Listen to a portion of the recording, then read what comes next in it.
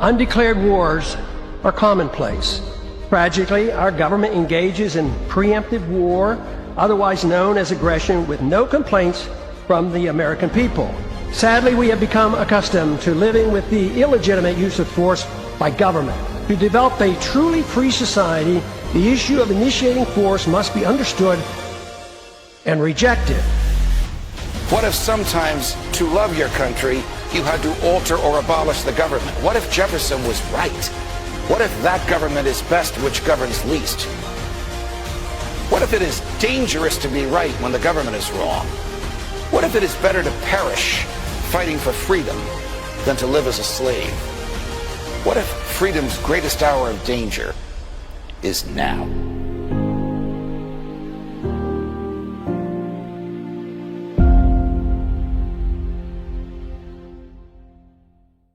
Hi, everyone. Judge Andrew Napolitano here for Judging Freedom. Today is Wednesday, February 4th, 2026. The great Phil Giraldi joins us now.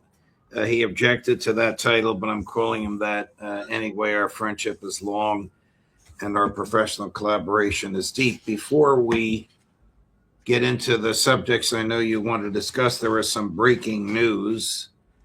Apparently, the United States and Iran have agreed not to talk to each other.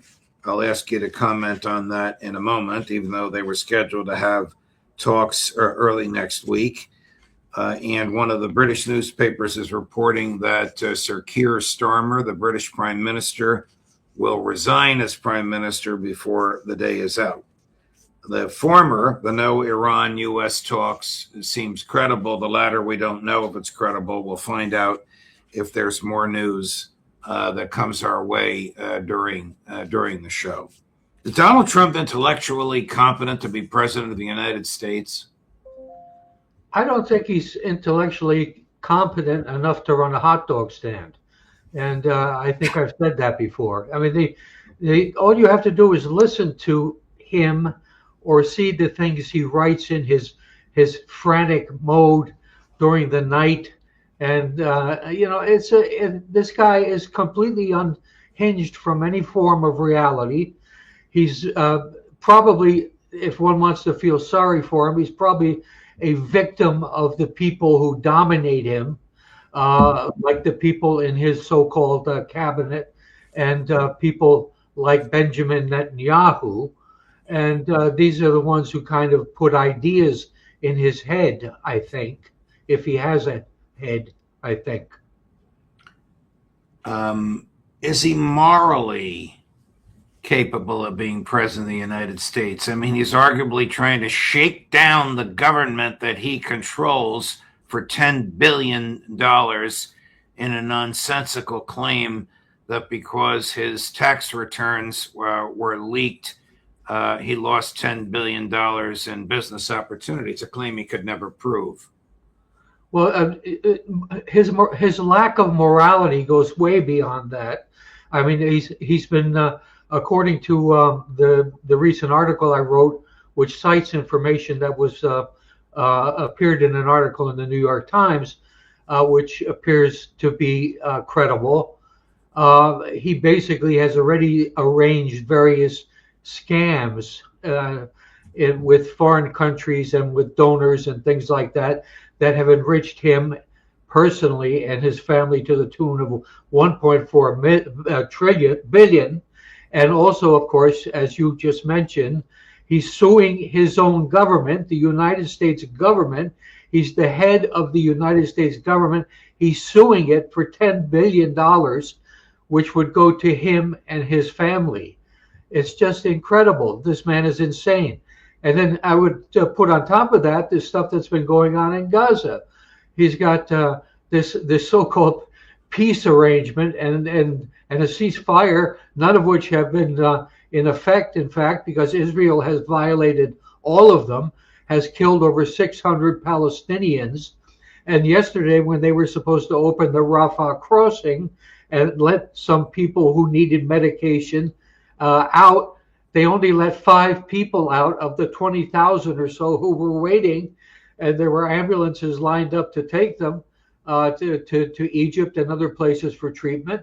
and they only let 5 out. Has Trump said anything about this? Of course not. He is totally owned by the Israel lobby, by the state of Israel, by that real scumbag, Benjamin Netanyahu. Wow. So reports indicate pressure on Keir Starmer due to the Peter Mandelson Epstein scandal. New files revealed Mandelson's ties to Epstein, prompting his resignation from labor. Starmer regrets appointing him as U.S. ambassador and accused him of lying. This has fueled infighting and low polls, but no official resignation announcement yet. This is from Reuters, from The Guardian, and from the BBC. Boy, this Epstein from the grave is wreaking havoc all over the place, Phil. Yeah, well, all these people were real tight with Epstein, and now they're kind of running away from him. Starmer is another one of these people with no moral code. He's been right in Israel's pocket right from the beginning, and he's basically, my as you know, my wife is English, so we follow the British news fairly closely, and some of the stuff that's been going on morally, ethically, regarding immigrants who are brought in and basically are allowed to commit rape freely, because Starmer and these other people don't want to get into it with this kind of issue. Wow. I don't want to get into the legal aspects of this, but who would defend the United States government in the $10 billion suit, and who would authorize a settlement of the case? Well, this is what the real issue is. The issue is, here you have the guy who's the boss, the president, and he's going to people that basically work for him. And he's made a suit, or he's filed a suit for $10 billion.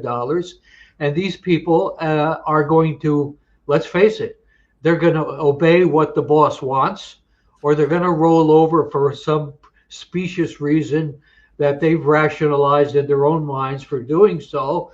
But Trump, all right, he might not get his 10 billion, but he'll get a few billion. He'll get maybe a little more than that. And what's to stop him from pulling the same scam over and over and over again for the next 3 years? This is what we're stuck with. We're stuck with a guy who has no moral code, has no scruples about anything, and will kill people, will do anything he wants because he feels he's entitled to get away with that.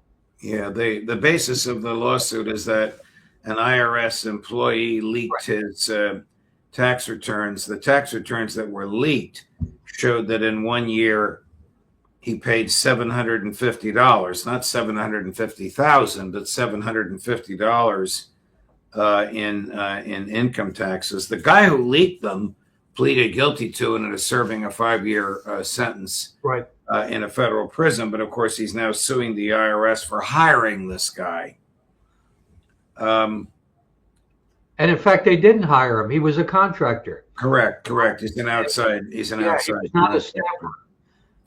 The NBC News apparently did a quick hallway interview with President Trump about whether or not he's going to attack Iran. Colonel McGregor, before we knew that the negotiations were off, was of the view that the negotiations would actually go on in order to give the U.S. more time to get more assets there, that we don't have enough assets there to do material damage to Iran. But here is that very quick. It's a little tough to watch because the reporter, I give him credit, gets right into Trump's face. I don't mean physically, I mean verbally. Anyway, here it is. Chris, cut number 14. Should the supreme leader in Iran be worried right now? I would say he should be very worried, yeah. He should be. As you know, they're negotiating with us. I know they are, but the protesters have said, where are the Americans? You promised them we would have their back. Do we still have their back? Well, we've had their back, and look, that country's a mess right now because of us. We went in, we wiped out their nuclear. So that's the question. If we wipe them out, we have peace in the Middle East. Yeah. If I didn't take out their nuclear, think of it. If we didn't take out that nuclear, we wouldn't have peace in the Middle East because the Arab countries could have never done that. They were very, very afraid of Iran. Yeah. He believes his own propaganda. He really believes that he materially damaged their nuclear capabilities. Everybody that's looked at this has said that we didn't lay a glove on them. That's absolutely right. And the fact that shows how out of touch or out of, just no credibility of anything that comes out of this guy's mouth. And it's just a tragedy for everybody involved. His negotiators, as I understand it, and his son-in-law are in Israel right now. So I think if the negotiations have in fact, if that's the correct story, that they've been canceled. They were supposed to start, I believe, on Friday. It's obviously the Israeli hand in this is again being proving to be the dominant one. What about when is Donald Trump going to start thinking about doing something good for the United States of America? Wow. Apparently there were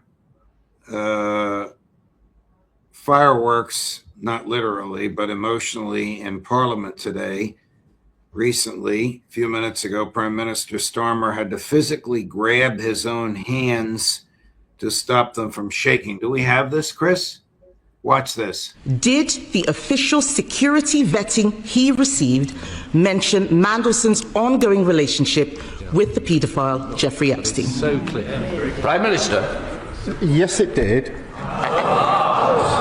As a result, various questions were put to him. I want to make sure this House sees the full documentation so it will see for itself the extent to which time and time again Mandelson completely misrepresented the extent of his relationship with Epstein and lied throughout the process, including in response to the due diligence. Mr. Speaker, I think it is shocking what the Prime Minister has just said. Wow. Who knows if he'll survive this? He'll probably, if he doesn't, he'll probably be replaced with somebody of a like mind. It almost doesn't matter who runs these governments anymore. The British government is beholden to the Zionists and beholden to the U.S., period. It has been since 1947. Yeah, that's the tragedy here. We have really entered a new phase in terms of liberal democracies, as all of our countries have once styled themselves to be.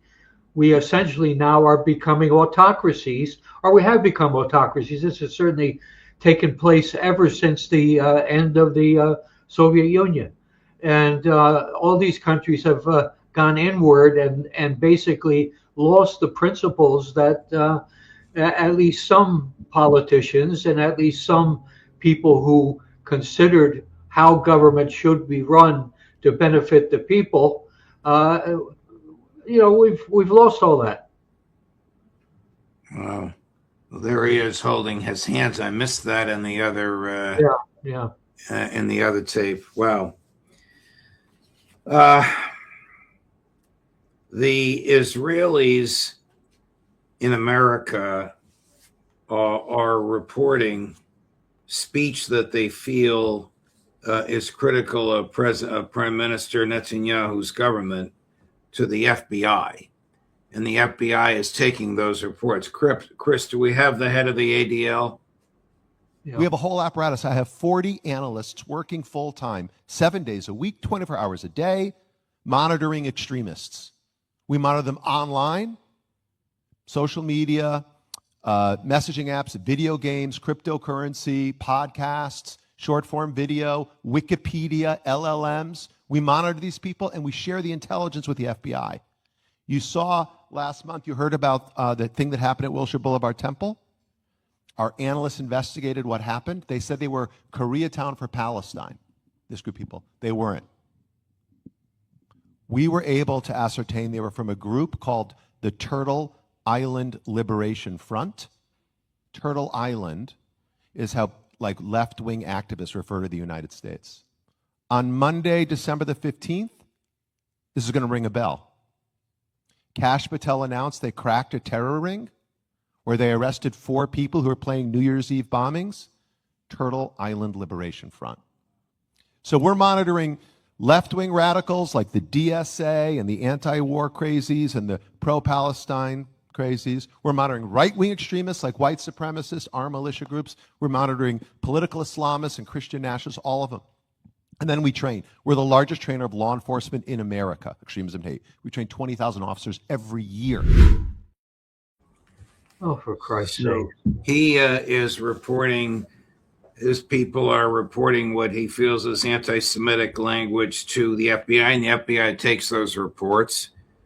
The head of the TikTok, which has banned the use of the word Zionist other than to say proud Zionist, is reporting that to the rabbi in the West Wing who's in charge of monitoring anti-Semitic statements for the federal government. I forget his name.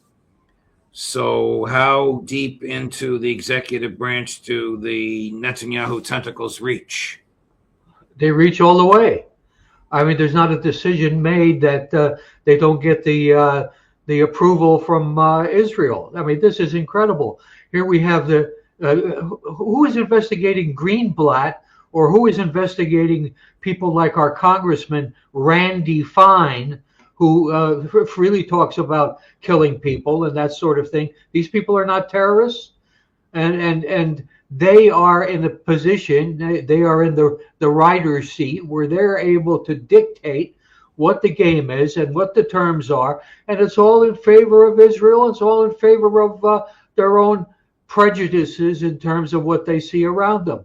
Anybody saying anything about Palestine, like my shirt, is obviously going to get named by Mr. Greenblatt, and Mr. Greenblatt is basically playing his own game, and he's playing it for another country.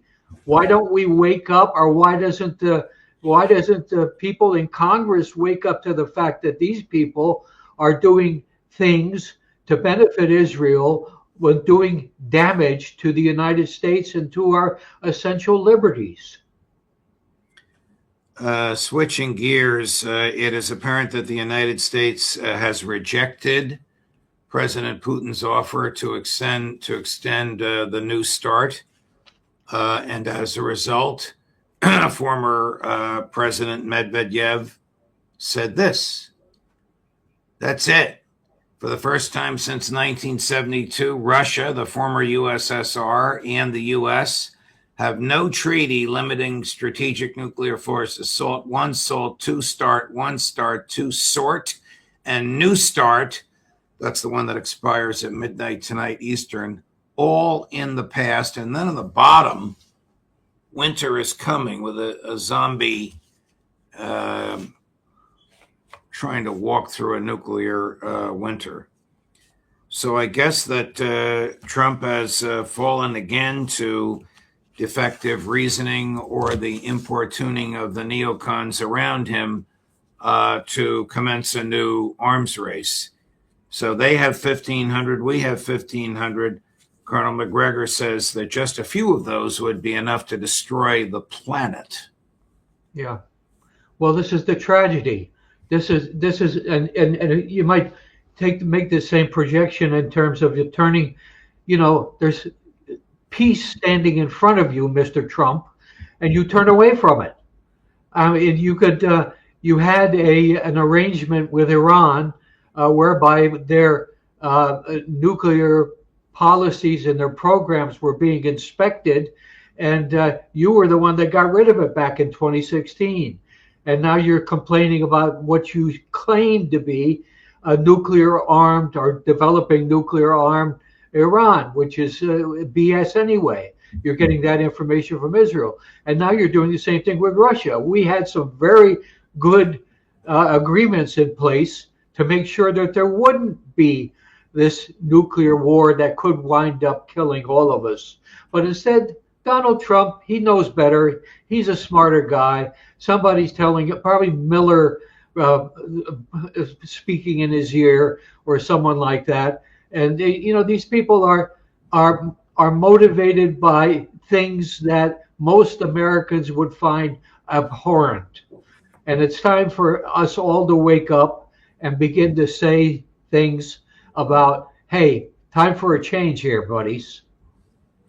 All right, lest we leave the viewers with a misimpression, Axios is now reporting plans for the United States and Iran. Forgive me for my eyes down. I'm reading this. Plans for the United States and Iran nuclear talks on Friday are back on after several Middle Eastern leaders urgently lobbied the Trump administration on Wednesday afternoon, that's now, not to follow through on threats to pull away. Two officials told Axios. The talks will be held in Oman, as Iran insisted, despite the U.S. initially rejecting changes to the original plan to meet in Istanbul. Why it matters. The standoff had sparked fears across the Middle East that President Trump would pivot to military action. At least 9 countries from the region reached out to the White House at the highest levels. I don't know if that means they called him or not, strongly urging the U.S.